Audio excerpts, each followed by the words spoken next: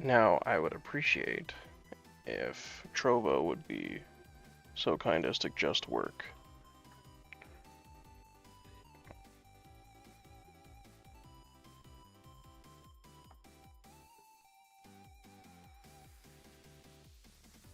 Okay, Trovo's working. Now, Kick, be nice.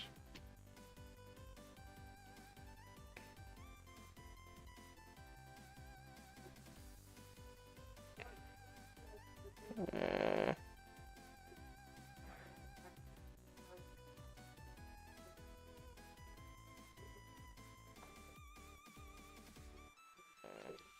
okay, everything is on. Cool, cool, cool. I'm just gonna get started. Uh, Birdo94, thank you for joining the stream. Tell me about yourself. What's up?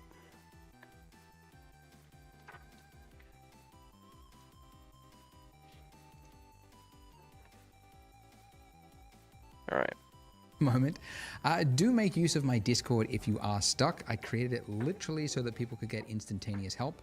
I don't have any other benefit for it, so it's there so that you can find help. Link is in the description, and there's like donut help chat room where you can post screenshots of your problem and then people can help each other out. So do make use of that. Now, our shading issue here, this darkened edge, is actually going to fix itself by fixing another issue. So it's a two birds, one solution kind of problem. This 90-degree edge here for this icing, not ideal. Everybody knows that a real icing would create like a rounded edge there, right? So we can fix that just by adding another subsurf modifier. Because you might remember I mentioned, like, yes, if you've got 3 vertices, it'll create like another vertex here and another vertex here, but it'll also like round it out. It'll pull this one back, so you end up with a rounded corner. So right here in your modifier stack, we're going to go add modifier, generate subdivision surface. Now, the order of these does matter, okay? You want your solidifier at the top and the subdivision after it. So Blender works top to bottom, and it's important it's in this way because you want the extrusion to happen first, and then in order to round that edge, it has to happen as a secondary step. So Okay. solidify on top, subdivision underneath. Now, whilst we're here and we're looking at the close-up, nice little profile of this edge of this icing, another issue to call out, you can see it's got this this shape that goes around. Yes, so far so good, but then it goes up, and it's like, it would be better if it went around and then tucked in and touched the edge of it, because that would look more like real liquid wood. So we can solve that by just changing one of the settings in the solidify modifier. It's not one of those things that you would figure out or know where it is. It's just over time you learn where some of these settings are. But essentially here, the edge data. So we want to change the edge data to say that before you do the solidify step, add a crease on the inner part right here. If we increase this all the way to 1, it now creates a sharpened edge just on that inner part there. So the rest of it is a smoothed edge, but the middle one, there's a crease, so it's making a sharp edge there. And it just gives it, it's just a little bit more realism. Just looks a little bit closer to what you would imagine real icing would do. Okay, now for the cool bit. All right, so if you look at reference of donuts, right, yes, you've got these little wavy bits, but where the icing is really liquidy, it'll often break off from this wave here, and it'll create a trail that goes down underneath the donut, right? It just sort of drips all the way down. Whoops, bumped the microphone. There we go. So we can do that. Oh, why is it doing that? I just fixed the video.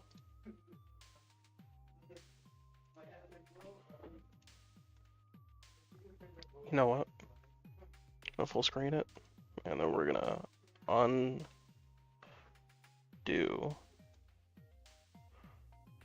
the crop on this one.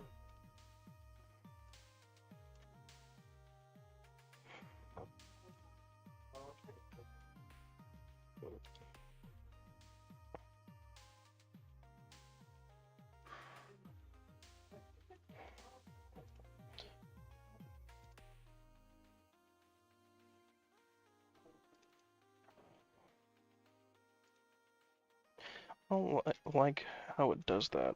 No.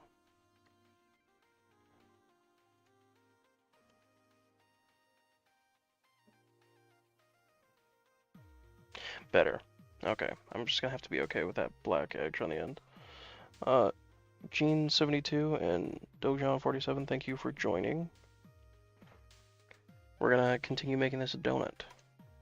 The way we were doing it before. If we just took one of these points and then like dragged it all the way down like that, there wouldn't be enough information there, right? You can see you just get this like stretched look and it doesn't look great, okay?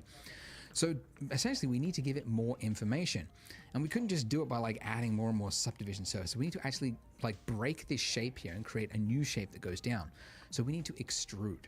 So if I select this vertice and then the one next to it by holding down Shift, I don't think I mentioned it, but yeah, if you want to select two things at once, it's Shift select.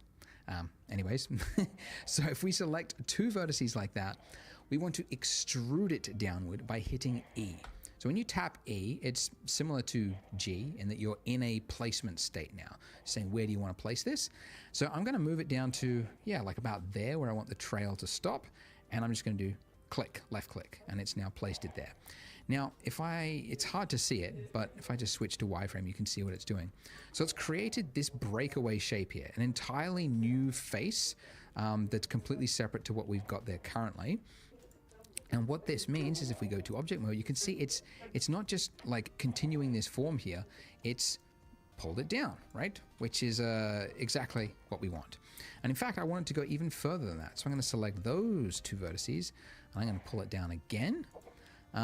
And then I'll do it again. And the reason I've done this 1, 2, 3 is that this detail here is important so that it conforms to the shape of the donut. Because if there's not enough, you're going to have that clipping issue that I showed you earlier. So that's pretty good. And now I don't like that as long as it is. Okay. Originally in my earlier versions of the donut, I only did like one of these. But then I noticed that in the render, the final render, it's often the most interesting part of the donut. So now I'm thinking, yeah, just do it all the way around the donut. Just add the bit that looks... I think you only do it like in the spots where it's obviously dipping. Because like if it's on an up part, why would you throw it there? So I'm thinking maybe even...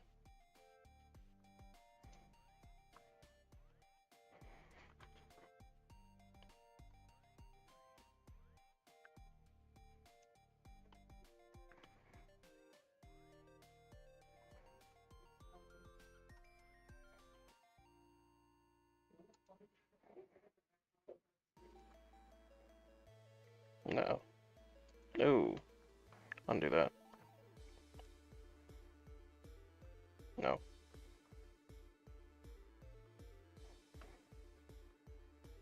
That looks pretty good. And then we'll throw...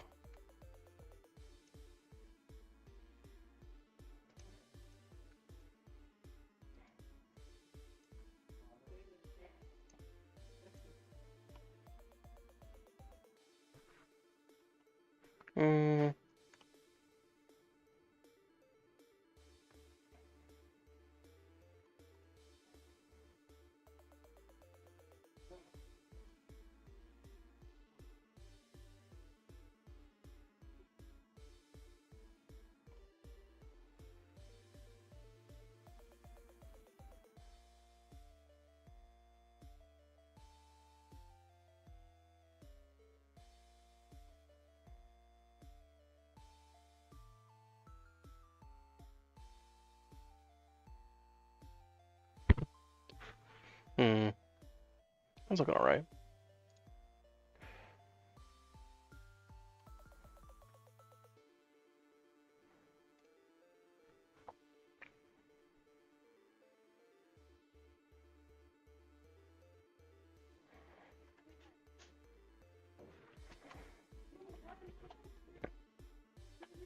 Alright, so we're gonna get back into it. We're gonna start the video. Looks cool. Add more of that. So here, so wherever there's essentially like a big dip is what I'm looking for. Like where the liquid would sort of build up and then like the surface tension there would be just too much and then it would break away. And it would go down, down underneath like that. And we'll do another one here, why not? Like that, and down, and down. And that's pretty good. Haha, lovely. So that concludes finally this heavy part of the tutorial. So if you're ready to watch the next part, hope you're not giving up. You can click there on the screen and I'll see you there. Make sure you hit subscribe as well if you haven't. A large number of you don't. But if you want to see more Blender tutorials, that's what you need to do. Self-promotion right there. Thanks, guys. See you in the next part. Congrats. You didn't give up. You made it to part 4. You clicked on the next part of the video. There's always like less viewers each video as you go down. There's a lot of people quitting out. Thumbs up. As you can tell by the title of this I'm video, liking the way that my sculpting. But I'm liking the way that my frosting is looking. And I think generally the next part is going to be like scattering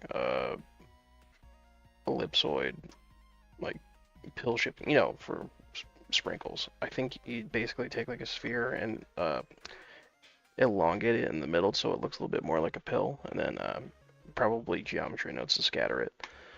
first, I should call out, if you have a problem with your mesh now, those problems can be amplified the further you go along. So it helps to do a technical check now, make sure you don't have any problems before we move along. So to look for it, go into edit mode. And first of all, by the way, if you can't see that middle part of your mesh, it's because you remember we temporarily hid it. So you can bring it back by hitting Alt-H, and that will bring back the rest of the mesh. And then we're looking for issues with the mesh, like right here. So this is a really common problem following this tutorial, because when you're projecting parts of the mesh, if it was like side on to the camera, it will project it that way, and then you can have like overlapping parts of the mesh. So that creates this artifact here, which will be exaggerated when we add more detail to it. So we just want to drag that back. So turn on snapping, and I'll keep proportional turned off, and then I'm just going to move this back over here just to move each of these points back. Another very common problem is you might have parts that have separated from your mesh. Now you can quickly fix this if you just like selected the point and then hit G to move it. When you're in that state, it's also snapping it to the mesh. Now you could do that all the way along, like select, tap G, then click, select, tap G, then click. But anybody's got time for that. Let's make Blender do the work for us. So there's a tool that's just designed for this, and it's called the Shrink Wrap Modifier. So over to our trusty modifier stack, we're going to add yet another modifier. So add modifier. It's not under generate, it's under deform, which we haven't accessed before. New modifiers. Ooh, the one we're looking for is Shrink Wrap. I will be right back.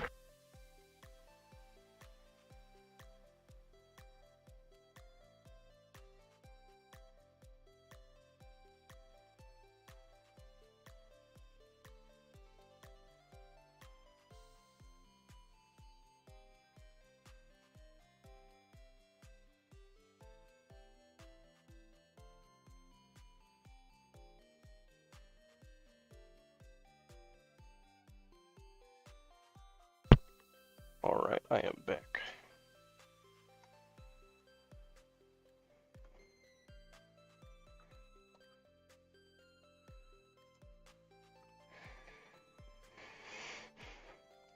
And first of all, hasn't done anything because it needs to know what the target is. What is the mesh that we're shrink wrapping our mesh to? So with this little eyedropper tool, you can see when you've clicked it, my cursor's changed to an eyedropper. And now if I hover over objects, I got the name of it. So I want to click on the object that is the donut, and now it's snapped to the donut and made it worse. Why, Andrew, would you make us do that? Remember, the order of your modifier stack matters. So the reason this happened is because we've done it after the solidify mod. So if it works top to bottom, we want the shrink wrap to happen before any of the extrusion happens. So now that it's there, it's correct. And this is what it looks like before, and this is after. And it's subtle, right? And you'll probably see this across your mesh, like little subtle changes where maybe it just separated off the mesh, which wasn't quite a perfect alignment, but this will just correct that. So great, we don't need this here now. We can just apply it because it was just a once-off operation, and now all our mesh should be perfectly flat. And assuming you haven't got any other issues going on, again, make sure you use my Discord. If you do have issues and you need someone to help, make use of the community. So use that and post your problem, and I'm sure people can help out. All right, so we want to do some sculpting. Now, why do we want to sculpt? Well, because if you look at reference photos of donuts with icing on them, you'll see that icing is obviously a liquid, and liquid does weird things. One of the weird things that it does is that it will pool in certain areas. It's not like a uniform amount all the way on it. So the most obvious being like at the end of this trail here, there would be more that would accumulate at the end there.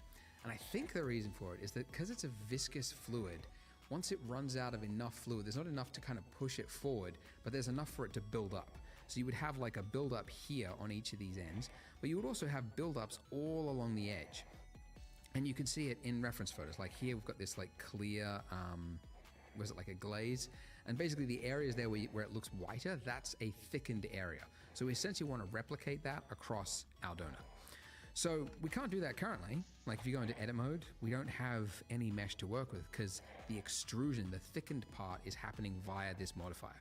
So we need to make the modifier real. So again, we're just going to apply it. Drop down, apply. Now in edit mode, we have that part of the mesh to work with. So we could, if you wanted to, come in here and like select the points that you want to add, you know, a bulge to, and then very carefully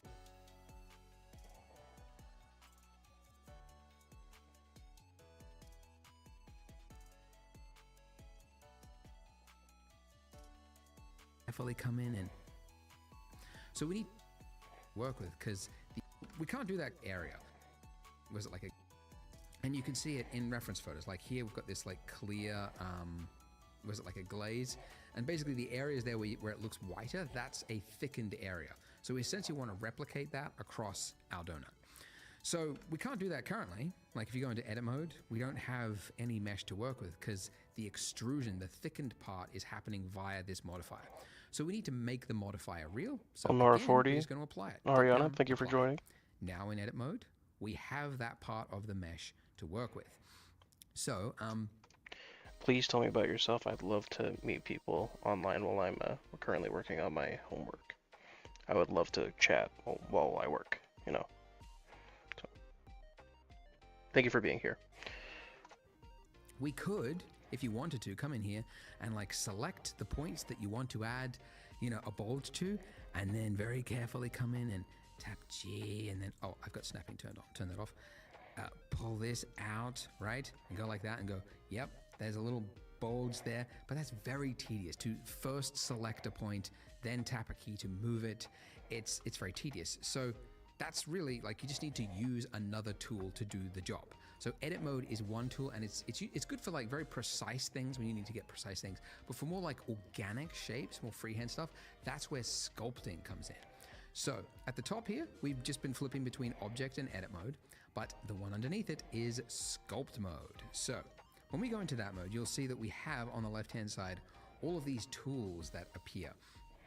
And I mean, this isn't a sculpting like tutorial, really. We're just really going to scratch the surface, but they do different things, different sculpting things. Like let's just use the default tool here. Can't really see much happening. Let's just turn up the strength and the size of it. Like it just pulls out that part of it. And even that quick little one stroke, imagine if you had to select each of those points and pull them out one by one. Like that's why this tool is the appropriate tool for this kind of job, right? Because it's very quickly going to enable us to add lots of complex shape. Very cool.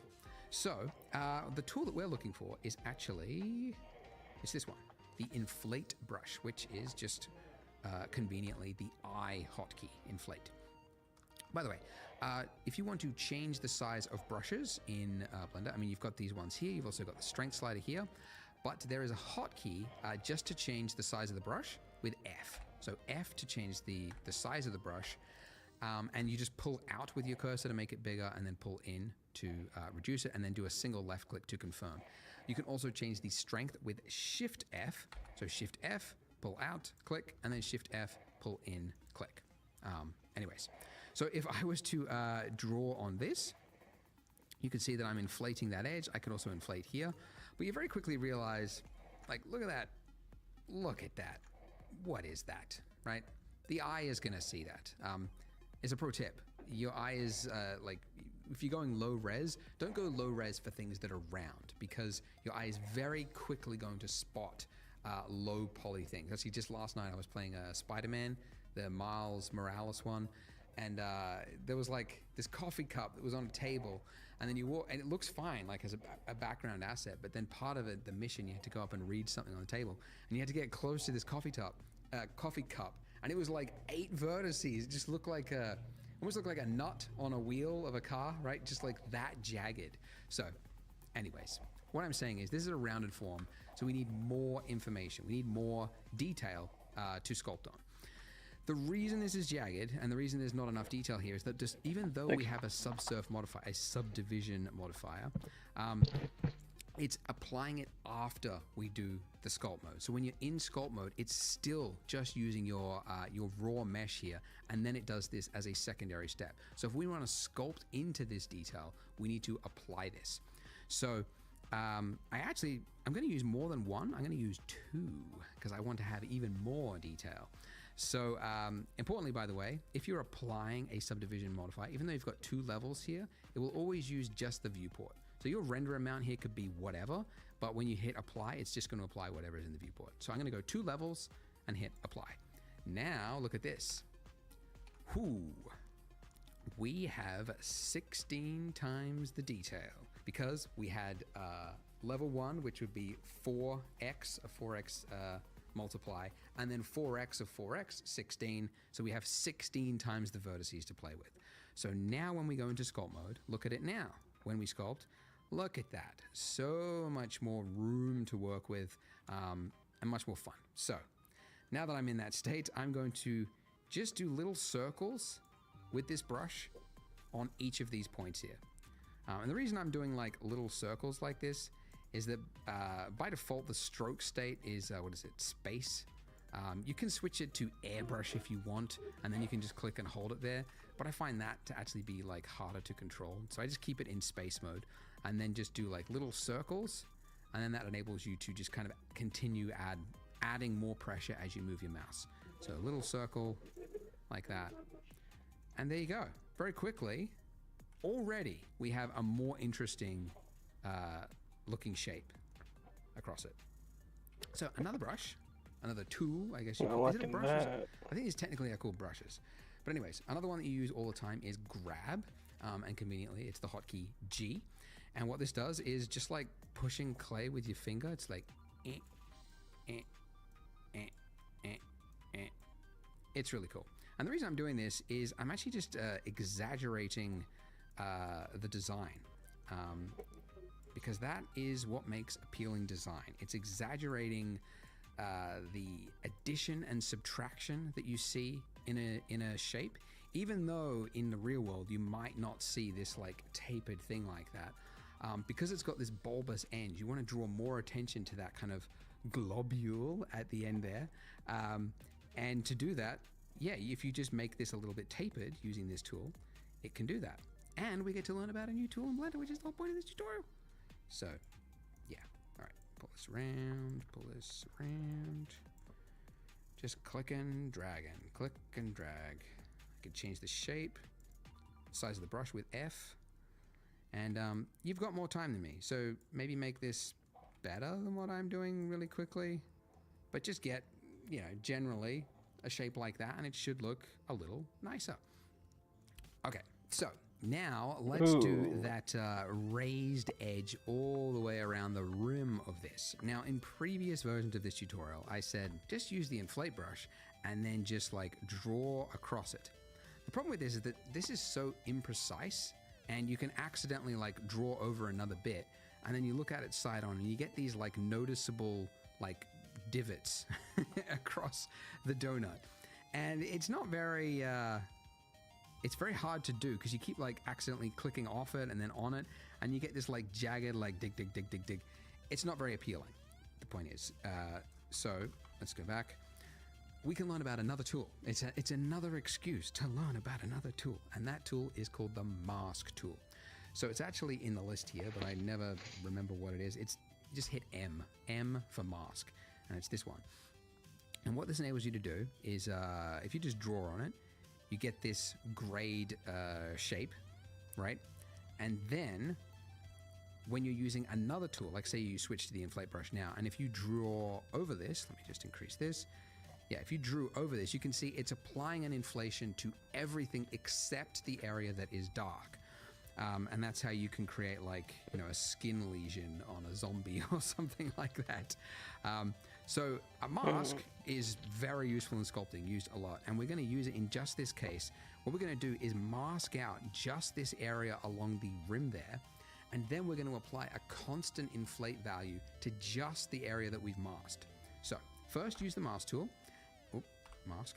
And it doesn't really make sense to use like a half opaque mask. So we're going to set the strength all the way to 1. And then I'll use a brush size about here. So essentially, where do I want the inflation? Like, do I want this much inflation on the rim? No, probably something about here. And then I'm just going to paint a darkened value all the way across it. I just want to make sure that it's, you know, fairly even. It doesn't have to be completely perfect, but fairly even across it. And I obviously don't want it to be in this part because that, you know, the liquid has flowed all the way down and it's broken the trail and it's gone down there. So I don't want any raised area there. And again, I apologize if this was like tedious, but it's a way to learn Blender piece by piece. Okay. Hey, speaking of which, I forgot. With the sculpt tools in Blender, for whatever reason, it has assumed by default that you might want to sculpt on the other side of your mesh. So you can see I've got this smear here, and that's because somewhere I was painting over here, I went through the mesh and it painted on the other side of the mesh over there. Very annoying. So I can undo it. It's just easier than like repainting that whole thing. And what you want to do with your mask tool is underneath brush, set it to front faces only. And that means when you paint, it should mean that as you draw, it could still happen, just be careful, but it should happen less. It shouldn't happen like on the opposite side of the same mesh. Anyways, it should happen less. By the way, I didn't call it out because it's not essential, but if you do ever want to isolate and only see the selected object, / is the isolation mode. So / on the number pad or the actual normal keyboard will pull you in and out of that state. Anyway, so now with the mask brush, with front faces only enabled, I can paint along it, and it should happen less, essentially. All right, I don't know what to say, but this doesn't take long once you've set it up. And assuming you've got the strength of 1, by the way, you don't want to have areas with like half opaque, right? Because we want to have a constant value across it as we inflate it. And we should get a nice raised edge that goes all the way along the donut. Okay, great. Just clean it up if you've got any areas that look a little untidy, a little unkempt. Yep. Awesome. All right. So, as I mentioned, the mask will actually mask out the area, so you can't paint on it. We obviously want to only paint on the area that we mask. So we want to invert it by just hitting Control-I, same hotkey as Photoshop, etc. And then, obviously, if we went to the inflate brush and then we just painted, like, yes, we're only now painting onto that area, but it also doesn't solve our problem of like different values across it. So we want to apply a uniform inflation on just these areas. So there is a tool in the sculpt tools called, where is it? Mesh Filter. So I will be honest, it's probably the laziest implementation of a tool in Blender. Like, mesh filters, they're not really well documented. You kind of have to just learn how they work. But unlike all these other brushes here, the way this one works is it's applying a uniform value to the entire mesh. So it doesn't actually matter where you click on the mesh, it's going to apply it. And it's applying what is in the filter types listed here. So if I just click, this is the other thing I have to learn. If I drag to the right, I'm inflating. If I drag to the left, I'm deflating and sort of subtracting the opposite direction. You just kind of have to learn that that's how this specific tool works. My theory is, by the way, to go on a rant, ZBrush's user experience and interface is so arcane, so badly hodgepodge together from ideas over the last 2 decades. They never had any thought in the process. They just lumped it all in there. And Blender's sculpting tools competes with that. So they're like, hey, yeah, the filter tools, yeah, they're not the easiest to understand, but at least we're not ZBrush. That's my theory. It's my working theory I'm going with. But anyways, point is now that we're in this, you could see we're applying a uniform value to everything. Hooray for us. I might also, my theory is, by the way, in Blender, use across. Anyway, so now with the mask brush, with front faces only enabled, I can paint along it, and it should happen less, essentially. All right, I don't know what to say, but this doesn't take long once you've set it up. And assuming you've got the strength of 1, by the way, you don't want to have areas with like half opaque, right? Because we want to have a constant value across it as we inflate it. And we should get a nice raised edge that goes all the way along the donut. Okay, great. Just clean it up if you've got any areas that look a little untidy, a little unkempt. Yep, awesome. All right, so as I mentioned, the mask will actually mask out the area, so you can't paint on it. We obviously want to only paint on the area that we mask, so we want to invert it by just hitting Control-I, same hotkey as Photoshop, etc. And then, obviously, if we went to the inflate brush and then we just painted, like, yes, we're only now painting onto that area, but it also doesn't solve our problem of like different values across it. So we want to apply a uniform inflation on just these areas. So there is a tool in the sculpt tools called, where is it? Mesh filter. So I will be honest, it's probably the laziest implementation of a tool in Blender. Like, mesh filters are not really well documented. You kind of have to just learn how they work. But unlike all these other brushes here, the way this one works is it's applying a uniform value to the entire mesh. So it doesn't actually matter where you click on the mesh, it's going to apply it. And it's applying what is in the filter types listed here. So if I just click, this is the other thing I have to learn. If I drag to the right, I'm inflating. Where is it? Mesh filter. So I will be honest, it's probably the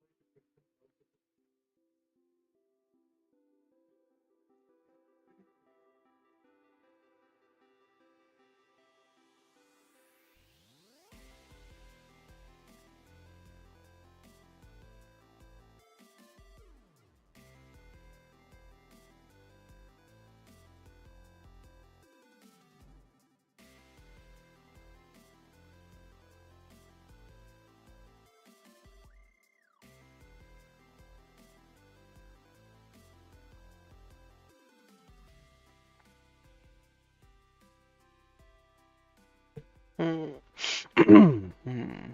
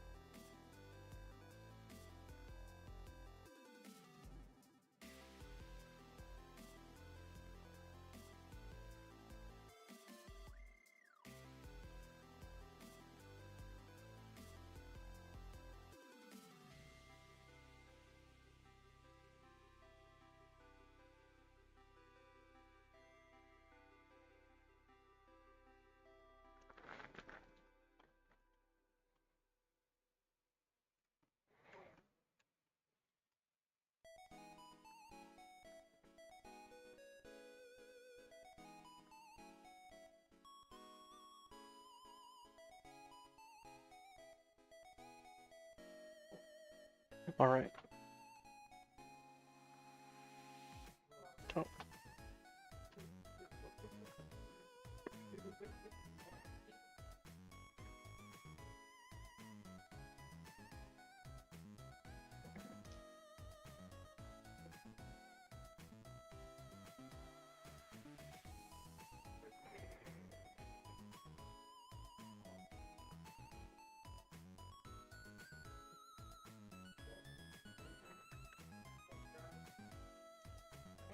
Feather the edge a little bit.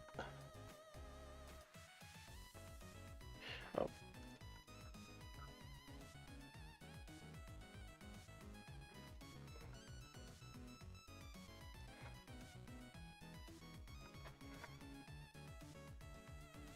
see if that does anything. I don't know how to feel about that. I am not sure how to feel about that.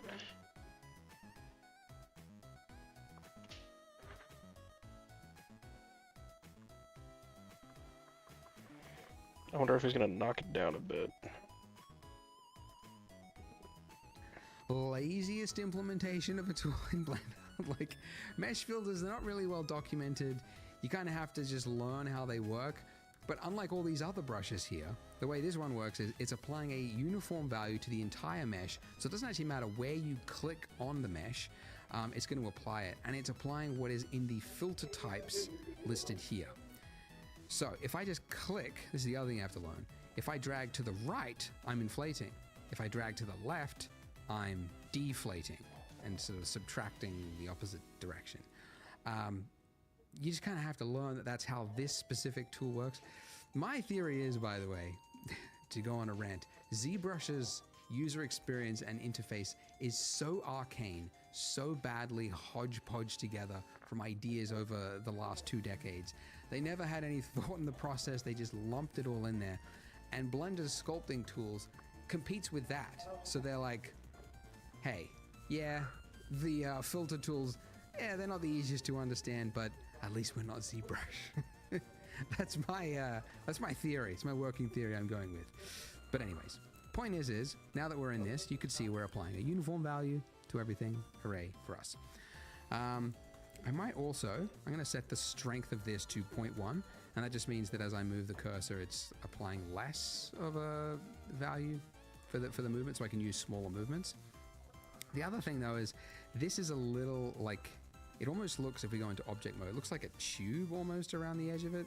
It's not very nice.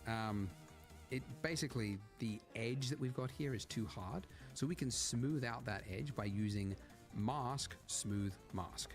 Okay, now if we use the inflate, just towards to the right a little bit, I'm just gonna go with that. Let's go object mode and see how that looks. That's pretty good. I might actually go just a little bit more, just exaggerate it slightly more. There we go. Great. So, yeah, that's roughly it. Now, there's a little bit of artifacting there because the way the mask works is it's kind of that feathering thing. It's not very exact, and it's kind of got some values in between it. So we can smooth that out in sculpt mode by first of all just clearing the mask and then using the smooth tool. By default, it's too high, so just turn it down. And I'm just going to smooth that edge, and that'll just sort of clear up some of this artifacting. It's a little too high. For whatever reason, the smooth tool, which also you can access at any point when you're in sculpt mode just by holding down shift, and it'll temporarily invoke the smooth tool, and it'll use the value that is on the smooth tool. So you'll be in this mode and then you hold down shift and it'll actually not use this value, but the value that's on the smooth tool. Again, ZBrush is the competitor, so some things are a little weird here. Anyways, so it's a little too high. Just turn it down, and now I've got a nice value. And I'm just smoothing this out to just clear up some of the artifacting all the way around the mesh. Ba-doop, boop, boop. And that's it. Lovely. Hey, if you've made it this far, 3D is in the cards. It's for you because we've done some fairly complex things. So if you're a beginner and you're just getting started in Blender, congrats, because it is a steep learning curve, but you have learned some very complex modeling and some sculpting. So congrats, you've made it this far. Why not continue on the series? Click here to see the next video, and I will see you in that part. This is where we finished at the end of the last part, and we are ready for some materials. Before we continue, do a check over though, because I looked inside my donut and I saw this, which shouldn't be here, obviously. So make sure you don't have any hidden meshes that should definitely not be there. You've only got your camera, your donut, your icing, and your light, okay? Okay, so materials. Let's do some materials. If we jumped into our render mode, that little button that I showed you on the first part that takes you into rendered view mode, you can see we've got a lamp and it's lighting our donut in a very depressing, cold gray. So let's give it a material. Down here, the little material tab, and then we're going to hit new. So just like before, the one thing we're going to change is the color. Let's make it a nice pink color. And that looks pretty good. The other value that you typically want to change for a lot of objects is the roughness value. So you can see the further I go all the way to the left-hand side, the more it becomes a mirror. So all the way at 0 is basically a mirror. And then all the way to the right is your like most porous object, like a brick or something like that. Basically something that looks like it doesn't have a reflection, although everything does. The roughness is just merely dissipating that reflection everywhere, so it appears as though it doesn't. But anyways, so we're going to go with like a...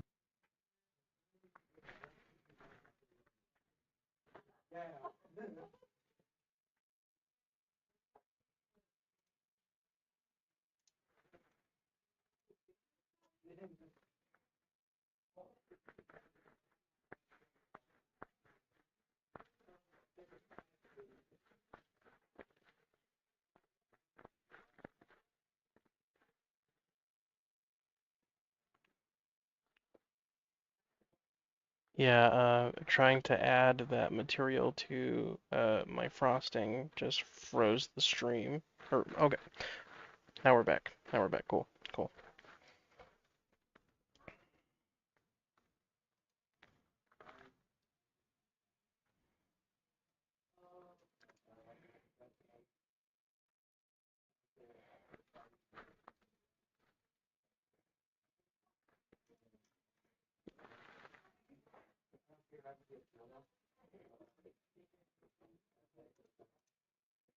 Hmm.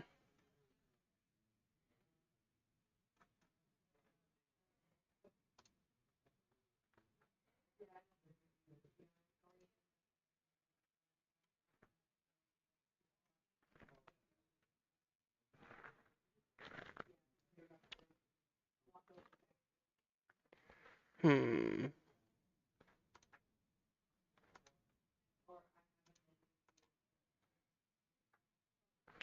I gotta figure out this bitrate thing because it says that my stream is unstable.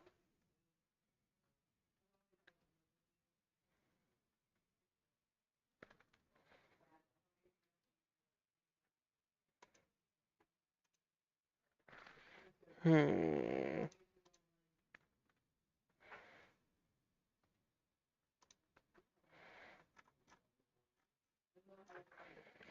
Thank you for following, Harry Johnson.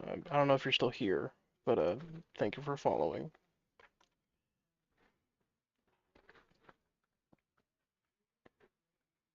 All right, we'll get back to it.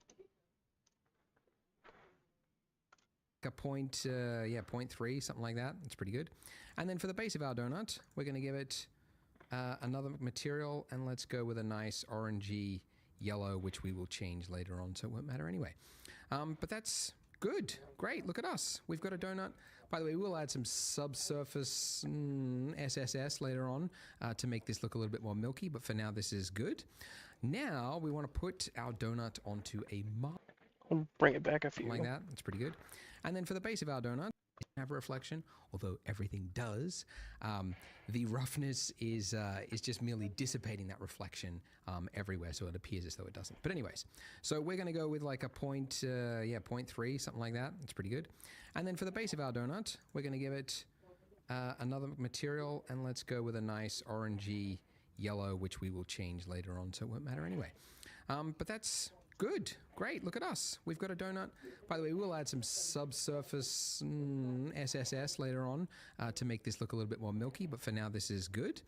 Now we want to put our donut onto a marble countertop. So first of all, we need that countertop as a separate object. So Shift A, and the one we're looking for is again under mesh, and we're going to go with a plane. So a plane is just a square that's literally made up of 4 vertices. It's the simplest object, but the most versatile, that you use it all over the place. And I'm gonna make this look a little bit bigger. So let's just scale that out with S and then click.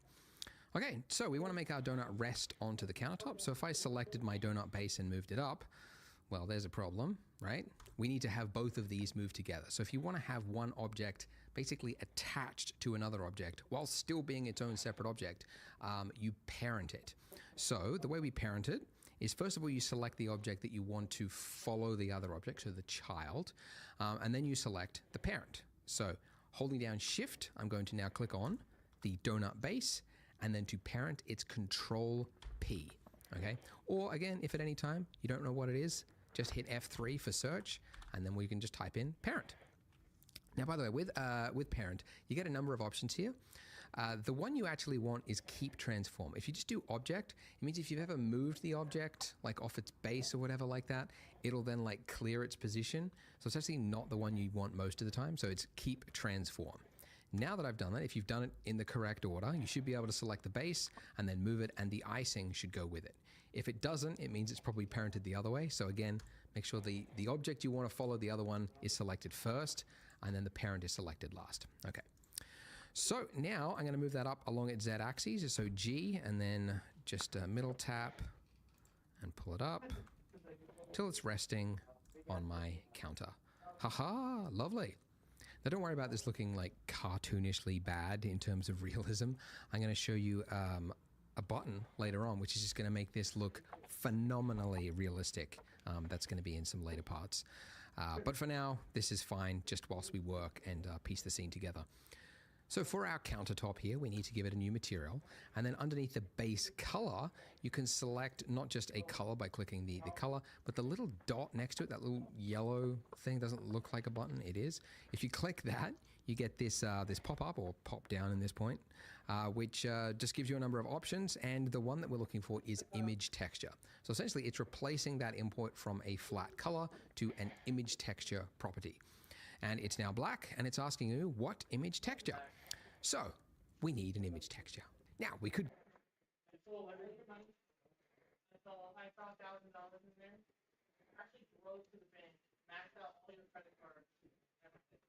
Mm.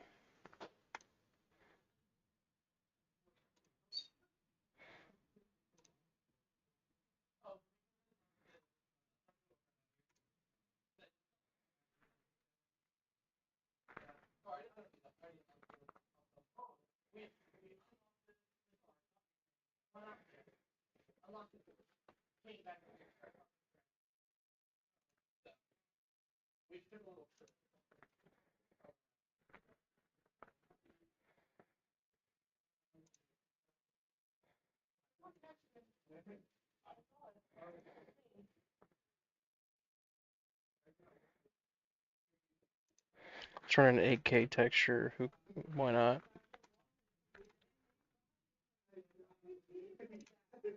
I will import manually because as much as I like Polygon, I don't want to download another add-on right now.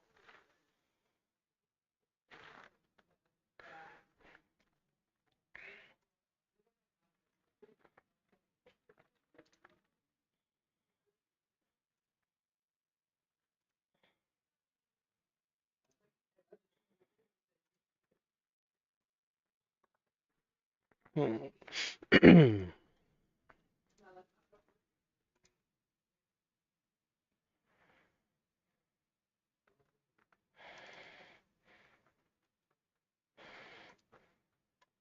right, let's get back to the video. Go to just Google Images and just find any old marble texture, download that. The problem usually with textures on the web is that what most people call a texture is not ideal for 3D. Most textures are good for websites, but for 3D, we need extra information to tell the 3D software how the material property looks. Like, how does it reflect light? What do the bumps look like across the surface? And all that information is never available on these sites. So to find those textures, you have to go to a separate dedicated website. And the website that I recommend is Polygon. And the reason I recommend it is because it's mine. It's my website. That's why I recommend it. No, I started it 8 years ago because I was pretty dissatisfied with the quality of the texture websites that were available at the time. So I used my YouTube money to invest in a team and some high-tech equipment. We went out into the world and we scanned stuff to a very high quality standard. And over the years, we've grown it to include models and HDRIs as well. And obviously a lot of this stuff is paid, but we also have a free range. And obviously we're going to be using a free texture for this part. So this is the free texture. This is the one we're going to use. And first of all, although it is free, you do need to sign up for an account. So you can just sign up with Google. That's usually the easiest one. It's a couple of onboarding questions. I would like to actually know how you, are you a professional? Are you a student? That's kind of interesting to me to know that. And then when you get to here, you're just going to say continue with free account. But power through that, and if you click the link in the description, again, this is the marble, and we just want to hit download. And you'll see in the bottom right-hand corner, it's downloading. It is a large size, but this is because it's 8K, and we've got maps at like 16-bit depth to get all of that accurate information there. But once it is finished, it'll just appear in your downloads. Then you just unzip the zip file as you would normally. And then finally, you should see some glorious high-resolution images and ones with extra information like roughness. Very, very subtle, but will come through when we do the render. So back into Blender, where we've got that image texture, we're going to click on open. Then navigate to where you unzipped it, and then just click on the one that ends with COL in the name, and then just hit open. And here it is. Okay, and it looks great up close. Only problem is, of course, look at that reflection. So bland, so fake. And as I mentioned before, fake is the enemy, and you need to squash it by just adding variance. So that's where our roughness map is going to come in.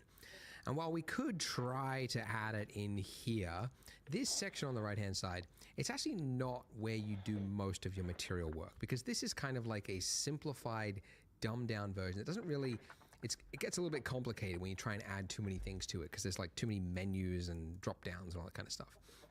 So instead, if you go to your shading tab at the top of the screen there, this will change the layout of the screen to something completely different we haven't seen before.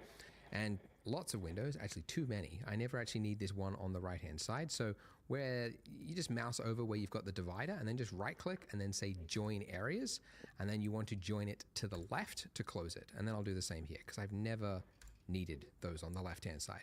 So I've just got my view at the top here and then this one here. And the reason, by the way, this looks different than what we had before is because this is the material preview, but you can change it back to what we had before by clicking that. So material preview, by the way, It's the same. It's a rendered mode, but it's using lights, a different light setup. Basically, just an HDRI, which is like a fake kind of light and reflection map, just so that you can quickly preview materials. And really, you could use either or. They both kind of show the material, but yeah, let's use this one.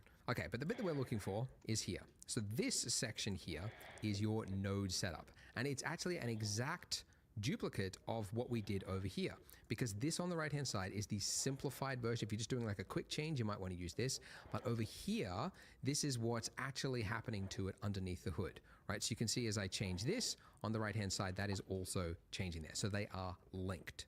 So the way nodes work is basically a left to right function. So we start over here with our image texture, it goes into our shader, which is the material for this plane, and then it comes out into a material output, and that's what is fed into the final shader.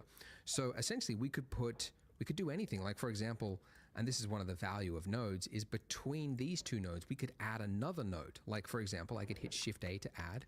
Again, same hotkey, works everywhere. And then I could add in like a hue saturation value node. And then I could change the hue of my marble to look blue, right? Or something else. So that's the power of nodes, and you could just keep going, adding in adjustments and everything you want. So nodes, very, very flexible. They do look daunting because they get all these like, you know, squid looking lines going everywhere, but it's very, very convenient, very customizable. Okay, but we want to add something to our roughness so that we don't have a flat single value roughness, which is what that is currently. We want to use that map that we just downloaded. So one, you could hit Shift A and then add an image text this way, but actually we could also just drag out from that input there and then just do a release, and it'll now say, what do you want to add in this input? And we could type in image texture color and then hit enter. Then here, go to that same place that we unzipped it, and then we're looking for the one with roughness in the name. So roughness in the name, and then hit open. Okay, so this is better, right? You can kind of see we've got some detail there, but it doesn't look quite right. Something is not going right. It's because when you add an image texture, Blender doesn't really know what type of information it is yet, and by default it's looking at the color information, even though there isn't really color there. So instead we need to tell Blender this is a special map and we're just looking at the values, right? So essentially the color space here, we need to change it from sRGB, where it's a standard photo color, to instead non-color data, or just non-color, I guess they've changed it. But now you can see that looks correct, right? So look at all that. We got scratches, we got smudges. It's infinitely more realistic than what we had previously. So beyond that though, we could also add in little tiny bumps, okay? So bumps are in a place you would not expect. There's not a bump value here. It's actually under normal. So normal, you hear that word a lot in 3D. It just basically means the face, which direction is the face pointing, right? So if this is your face of the plane, you're pointing this way, that's the normal, right? But you can change the normal information to kind of tweak it to pretend like there is detail in that, okay? Essentially, we can plug in a specialized map called a normal map. Okay, so we're going to drag out from that normal map and then release, and then image texture. That's the last use thing. That's the one we want. I'm just going to click color, then drop, and then hit open. Go to that same folder, and then this is the one, the purple one. It's the weirdest looking map. You always know you're looking at a CG texture map directory because it's the purple one, and it's got NRM in the name for normal. And hit open. And just like before, it's not going to be correct because it thinks this is a color image texture, just like for photos. So we need to change it again to non-color data. And now you would think that would fix it, but no, it looks even worse. What did we do? The problem is we need to convert this image texture into something this can read. So we need to put another node in between here. So the node is found under Shift A for add, then vector normal map. So click and then just drop it here so it highlights between it, and then just drop it. And it will now finally be correct. And if I go full screen with control space, I didn't mention that before, but yeah, control space, and then you can go full screen, and you can see we've got very subtle little chips and divots across the texture along with those smudges, and it just looks way more believable. It means you don't have to worry about this part of your scene. It's just going to work, and you're going to get all that detail for free, and just makes life a little bit easier. But it is a lot of work. Like, what you've just made is a PBR shader, and yeah, it's a lot of work. All those little maps and everything, and having to know which setting is which. But it is a very common thing to learn, so that's why I wanted to include it in here.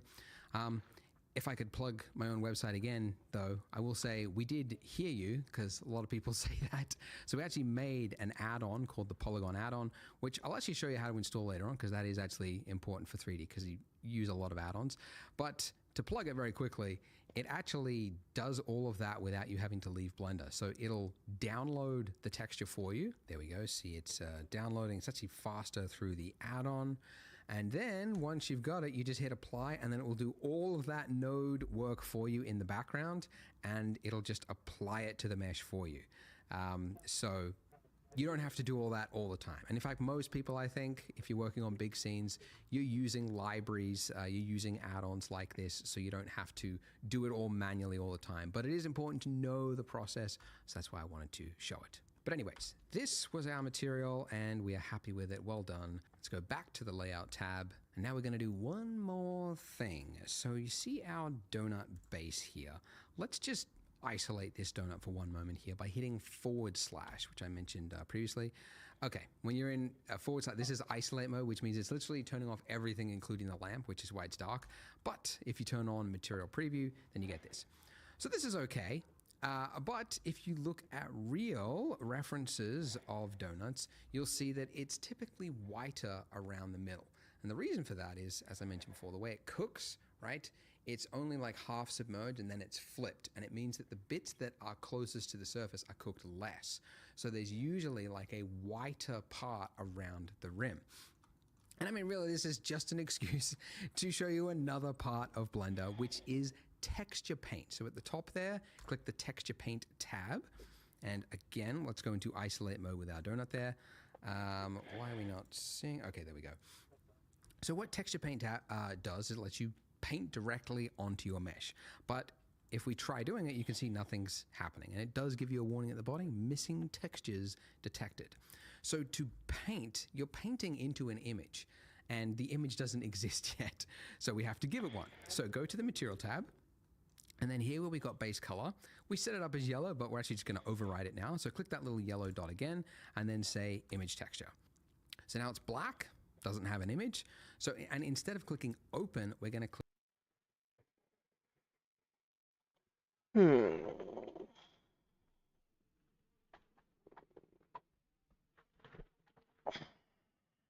And it does give you a warning at the bottom, missing textures detected. So to paint, you're painting into an image, and the image doesn't exist yet. So we have to give it one. So go to the material tab, and then here where we got base color, we set it up as yellow, but we're actually just going to override it now. So click that little yellow dot again, and then say image texture. So now it's black, doesn't have an image. So, and instead of clicking open, we're going to click new. So we're going to be creating a brand new image, and let's call this donut base. We could make this higher res if we want, but don't. This is more than enough for a donut base. That's fine. And this will just save us time. The color, this will just fill the, it'll fill the image for us with a flat color. So we're just going to go for something pretty similar to what we had before, a nice yellowy color like that. And by the way, make sure you're all the way bright, otherwise higher res if we want, but don't. This is more than enough for a donut base. That's fine. And this will just save us time. The color, this will just fill the, it'll fill the image for us with a flat color. So we're just going to go for something pretty similar to what we had before, a nice yellowy color like that. And by the way, make sure you're all the way bright, otherwise your donut is going to be a little bit dark. So yeah, there we go. All right, and then hit OK. And once we've done that, you should, I mean, it should be over there on the left-hand side, but if it doesn't pop, otherwise your donut is going to be a little bit dark. So yeah, there we go. All right, and then hit OK. And once we've done that, you should, I mean, it should be over there on the left-hand side, but if it doesn't pop up, you can just select it from the drop-down donut base, and there we go. So now we're in this state. Look what I can do. Ooh, fancy. So, I don't know why I said it like that. But we can paint directly onto our mesh. So to understand this, because it's kind of weird, you can also paint directly over here. And you might be thinking like, well, how does it know, like, how do I know which part over here is actually going to be painted over onto the donut there? You might not care, but it's actually good to understand how it works. So basically this mesh here, it has to be unwrapped over onto this left-hand side here, because that's the only way to have a 2D texture, 2D flat image be applied to a mesh, is to unwrap it in some way. I mean, there's projection. I'm not getting into that. To unwrap it. And unwrapping is essentially like, there is a meme actually that explains it. But if you have like a chocolate, right, that is wrapped in some tinfoil, if you flatten it out, that is essentially UV unwrapping. There are little places in that wrapping where there had to be a cut, right? And then that cut was wrapped around the object. That's what UV unwrapping is. So the reason this works for us is because the cuts are actually already in place for default objects. So this torus is already perfectly UV unwrapped, so we don't have to do anything. I did want to mention it though, because it's important to understand UV unwrapping. Anyways, so we could actually paint directly on here, as I mentioned. White is a little bit too extreme though. So I'm going to click that and choose a color. First of all, I'm going to select the eyedropper and then not click over here because that's got shading information. I'm going to click on the left-hand side so we get the exact color. And then I'm going to make it closer to white. Left-hand side so we get the exact color.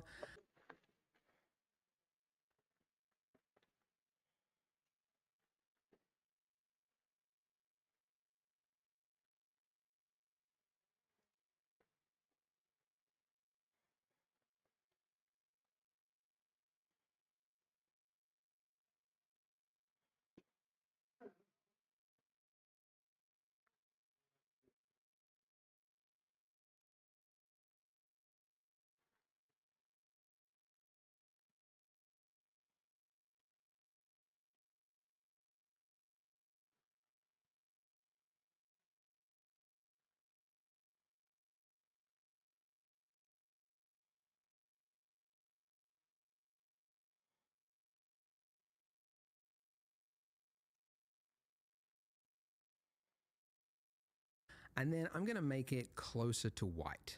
So not fully white, because that'll be too far, but closer to white. And I'm also going to change the strength of my brush. I'll make it about halfway. And then now I can do paints across it. And this will enable you to get a much more natural feel, because you'll have, just like, in fact, I might even go a little bit softer. And that way you can kind of just paint across it. And this is very forgiving because we've got icing that's going to go over the top of it. But that's good. We don't want it to be too extreme. Let's just make it, I might go the other way, make this a little bit more saturated. Anyways, that's basically all we need to do. We just want to just dab our toes into the field of texture painting. I would say texture icing. I'll make it about halfway. And then, so not fully white, because that'll be too far, but closer to white. And I'm also going to change the strength of my brush. I'll make it about halfway.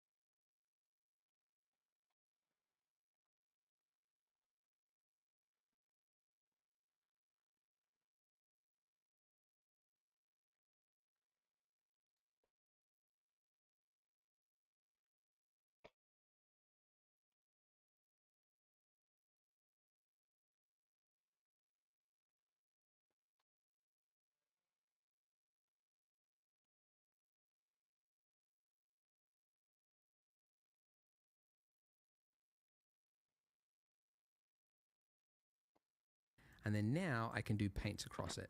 And this will enable you to get a much more natural feel because you'll have, just like, in fact, I might even go a little bit softer. And that way you can kind True. of just paint across it. And this is very forgiving because we've got icing that's going to go over the top of it. But that's good. We don't want it to be too extreme. Let's just make it, I might go the other way. Make this a little bit more saturated. Anyways, that's basically all we need to do. We just want to just dab our toes into the field of texture painting. I would say texture painting, by the way, it's one of the weaker areas of Blender. It's actually due for an update at some point in the future. But it doesn't do like, you can't paint into like the height information or the roughness information at the same time like you can with Substance Painter. But it's got basic functionality. Now, importantly, this is an image, but it's not saved into your blend file. It still needs to be manually saved. So see at the top left-hand corner there, it's got image with a star. If you see that star, it means you've got changes that haven't been saved. So we need to go image and then save and specify where are we going to put our image. Because if we don't do this, we're going to lose it. So it has to be saved somewhere. So I'm just going to save it, anywhere. It has to be saved somewhere because it will not be saved as part of the blend file. Very important to know that, otherwise you can lose texture paint work that you've done. But there we go. So now to bring back everything, remember if it looks like, where's the rest of my scene gone? See the top left-hand corner, local means it's isolated mode. So that means you just have to hit / again, and it brings back everything. And there we are. So that's the extent of this part of the tutorial. As I mentioned, some of you might be wondering, when are we going to make that lovely subsurface scattering? We're going to do that in the future after we do the sprinkles because it's too hard to see at this point. So there we go, guys. Join me in the next part, and I'll see you there. The time has finally come to... Why is it being rude? No.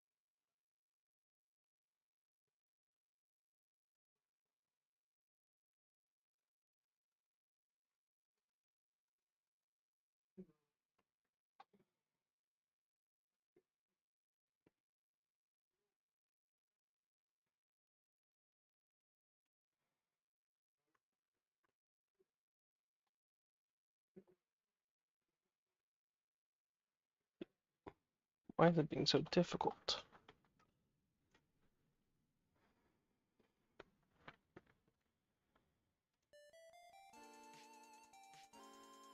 Hmm.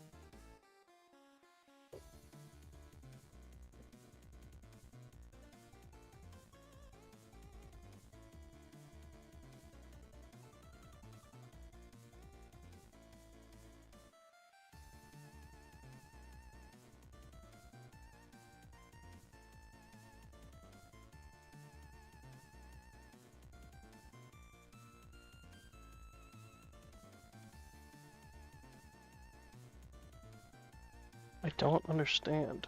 Oh, hey Wes, what's up? Trying to make a donut, and right now, like, the texture painting is working on the image here, like, on the side. But if I try to do it on the actual, like, model, it doesn't like it. And I'm not sure why, so I'm trying to uh, troubleshoot. Hmm. I'm using every percentage of my brain power, and I'm still not getting it.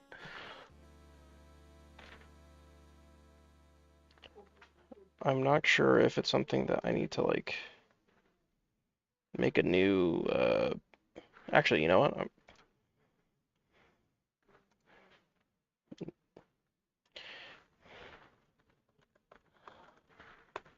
Make a new image. Throw it over here. Oh. Oh, it didn't work. Because I didn't confirm it. Donut base 2. Nope, that wasn't it.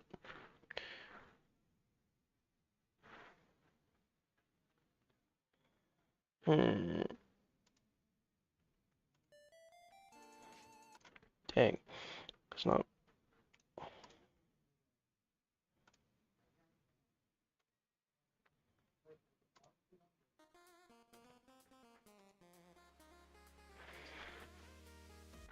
Hey, Wes. What are you doing tonight? Hanging out with the family?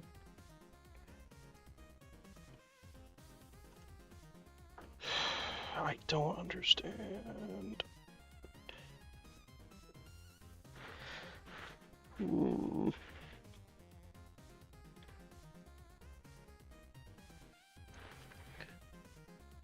Wes, how long ago did you message?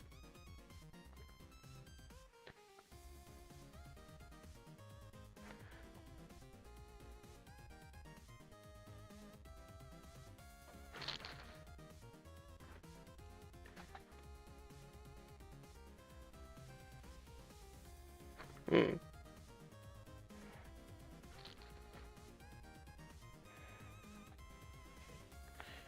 I am unsure why.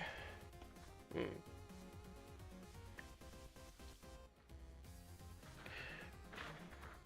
Guess we're gonna Google it real quick. I am unsure why.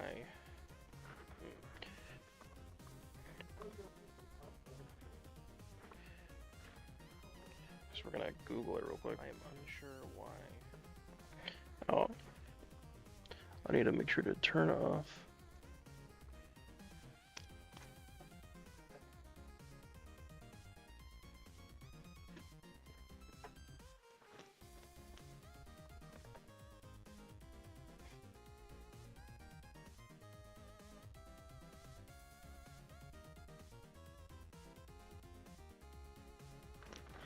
It is all of those things.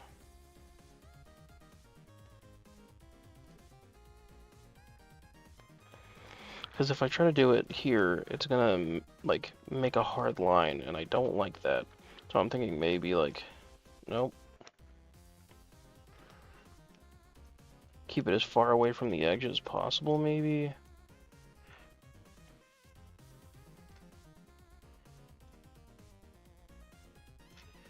Nope.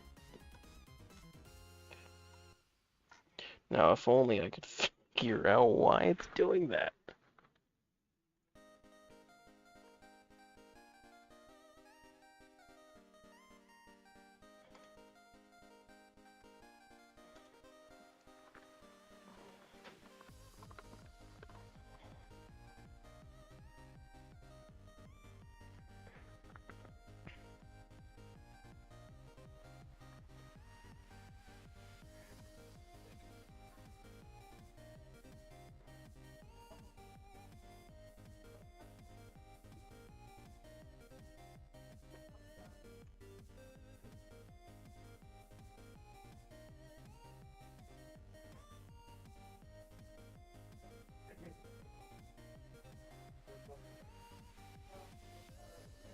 That doesn't look half bad.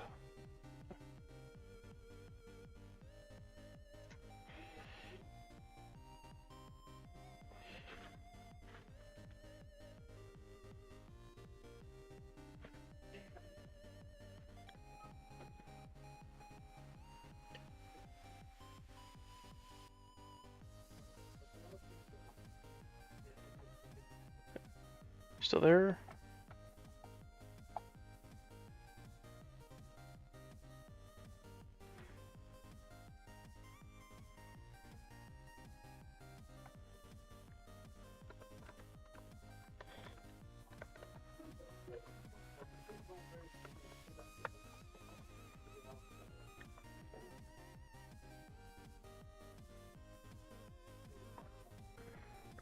Hmm.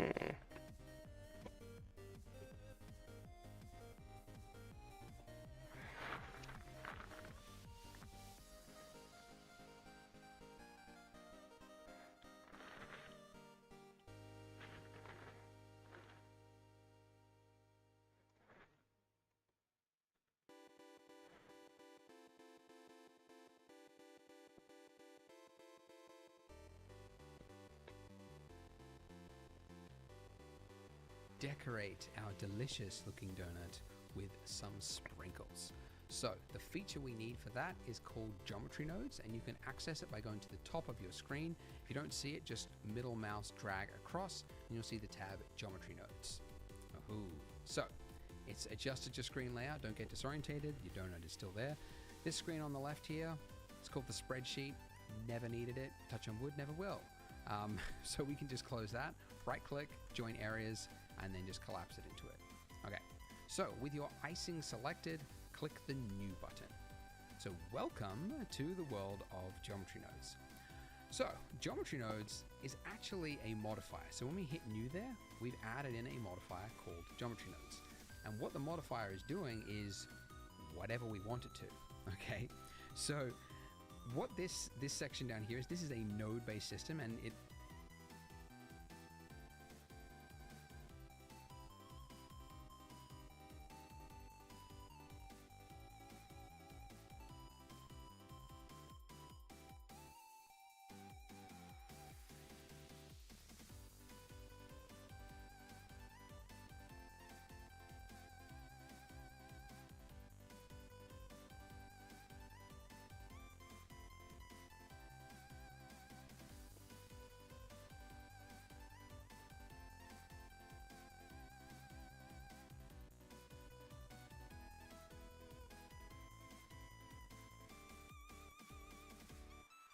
There we go. looks familiar, right? You got boxes with little lines, and it's the exact same type of system that was used in our materials, right? But it's a completely different system, okay? So the same nodes will not be referenced between the completely different systems.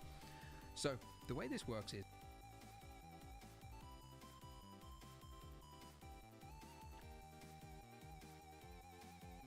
I see that there's somebody here, but I can't see who's actually, like, in the stream.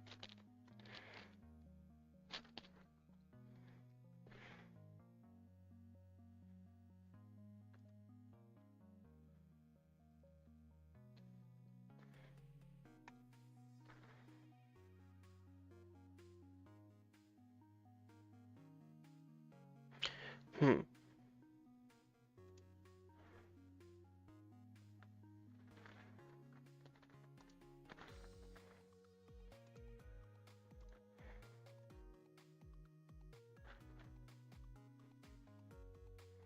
Hmm.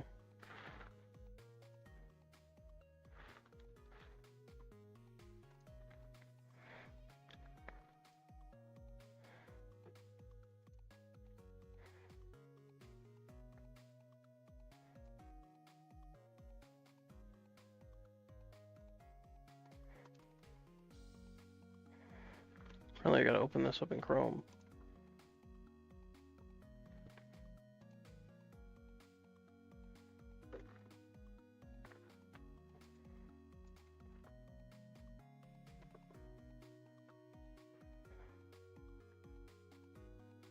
It's gonna make me log in and everything. Super cool.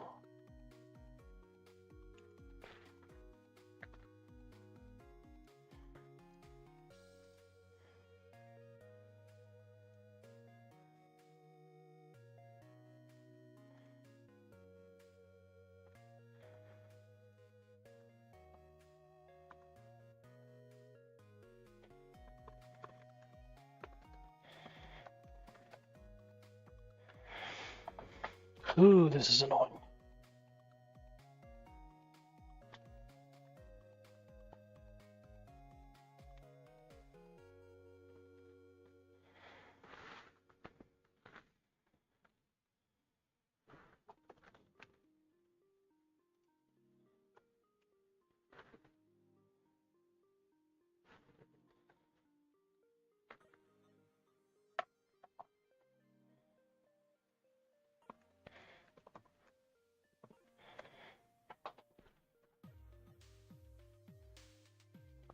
Hmm.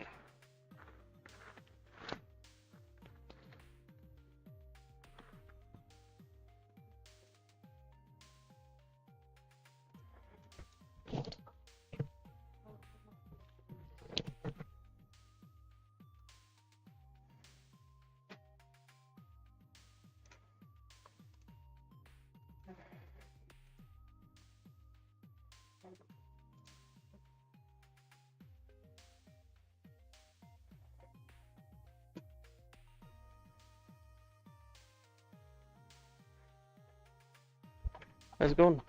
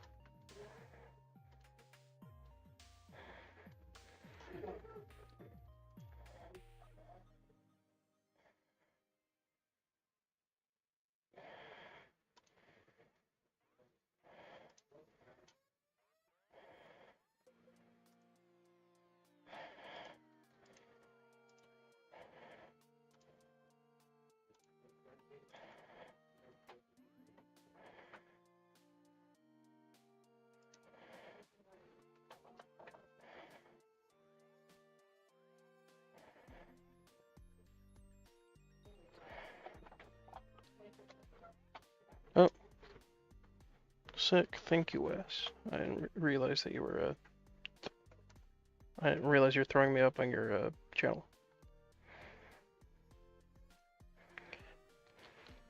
Well, I probably should be done for the night because I do have to go, Oh, hey Wes, what's up? I'm actually gonna have to close it up for the night. When did you do that? I saw that the notification was like 10-ish minutes ago when I looked at it, which was probably like 5, so like 15-ish minutes ago. But you disappeared for a second.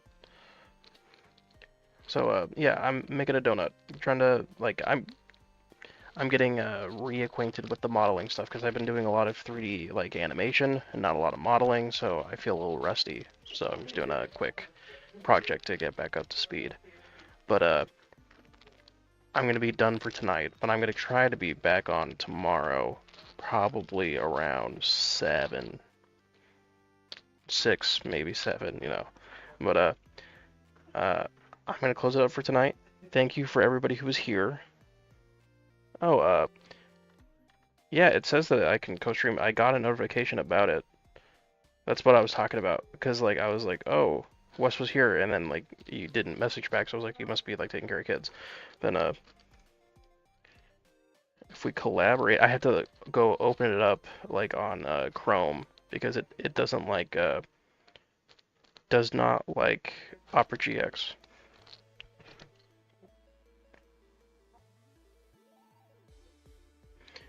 Am I coming through?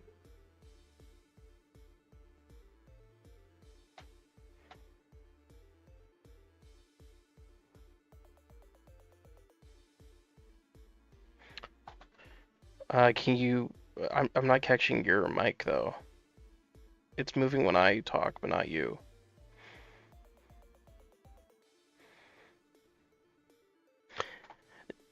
Is it because you have to have like OBS open or something?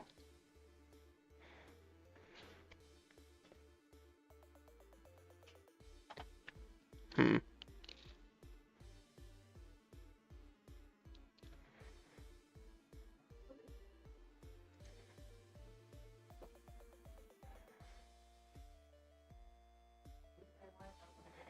I have my OBS audio separated out, so I gotta add another